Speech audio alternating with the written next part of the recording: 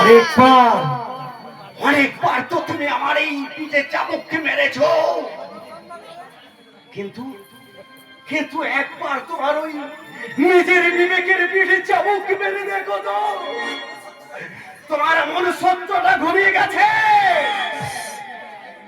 নাকি মারা গেছে? হ্যাঁ হ্যাঁ স্যার, মরে গেছে মরে গেছে। না, মারা যায়নি।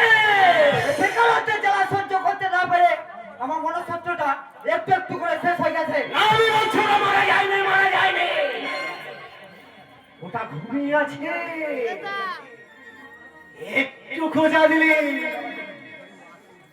ওটা আবার জেগে উঠবে। তাহলে আমি আমার মনসত্বকে আর আমি জাগাতে দেবো না।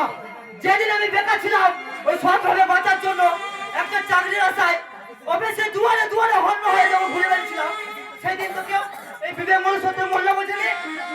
ওই একমাত্র বিবেকাংশু ব্যানার্জি আমার পথ থেকে তুলে এনে সুখের সীমানায় পৌঁছে দিয়েছেন। তাই বিবেকাংশু ব্যানার্জির উপকার করতে প্রয়োজন আমি নরকের চেয়ে নিচে নামতে রাজি আছে। বলে আর তুই কিনা সালা আমার বসের সর্বনাশ করতে হাত বাড়িয়েছিলিস, তাই তোকেও আমি বাঁচতে দেবো না ভাষা, তোকে বাঁচতে দেবো না।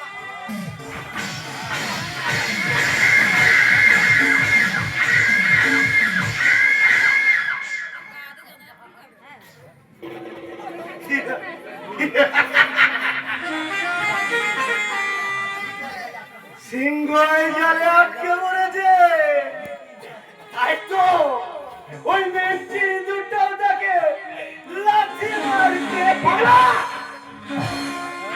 কিন্তু সন্ধ্যা চাটুকারে সত্য নেই, ধর্ম এখনো লুপ্ত হয়নি, এখন সূর্য ওঠে, বাতাস বয়।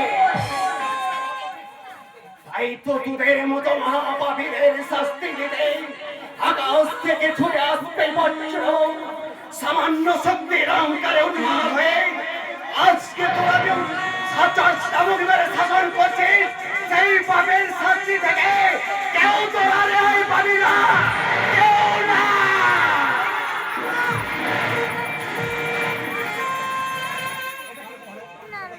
এটা কি হলো বন্ধুরাম? সরি দাদা, হাফ টাইম খেলেছো তুমি? এই শালাকে মারতে মারতে